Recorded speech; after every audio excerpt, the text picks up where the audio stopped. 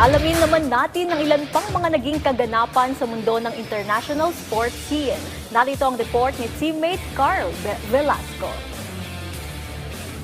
Wala pa ring bahid ng pagkatalo ang American League powerhouse na New York Yankees sa pagsisimula ng 2026 Major League Baseball season. Nitong nakaraang linggo, naibulsa ng Yankees ang ikalaw nitong panalo kontra sa National League's own San Francisco Giants 3-0 sa regulation. Unang pumunto si reigning AL MVP Aaron Judge sa top 6 inning nang matamaan ito ang isang fastball para sa isang 2-run homer na nakapagbigay sa away team ng kalamangan. Sa parehong inning, si Yankees designated hitter Giancarlo Stanton naman ang naglapat ng score para sa koponan matapos ang isang left field home run. Sa tatlong sumunod na inning, hindi na nakapuntos pa ang Giants, dahilan para muli itong bumagsak sa Yankees. Para sa ikalawang sunod itong panalo, hawak na ngayon ng New York ang kartadang 2 wins and 0 losses, kung saan muli nitong makakatapat ang San Francisco para sa 3-game series.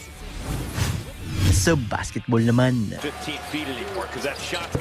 patuloy pa rin ang tagisan ng talento at husay ng mga young basketball stars sa NCAA Men's Basketball March Madness. Nitong nakaraang linggo, tuloy ng winakasan ng University of Illinois Fighting Illini ang kampanya ng 2025 Men's Basketball Tournament finalists na University of Houston Cougars 65-55.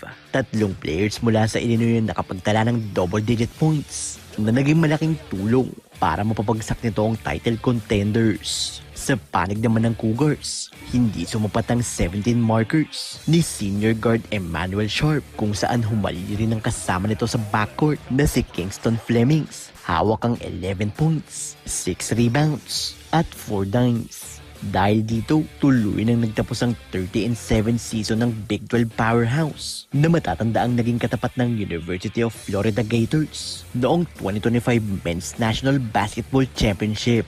Hindi naman umubra ang Michigan State University Spartans sa University of Connecticut Huskies 67-63. Hindi napigilan ng Spartans ang opensiba ng Yukon sa pangunguna ni Bigman Taris Reed Jr. na nakapag-ambag ng 20 markers, 5 rebounds, 4 assists at 2 blocks. Katuwang ni Reed Jr. ang backcourt duo nitong si Alex Caravan matapos ang 17 points, 7 rebounds, 3 dimes at 2 blocks. Dahil dito, nakatakdang makasalpukan ng Huskies ang Duke University Blue Devils sa Elite 8 bracket ng nasabing torneo.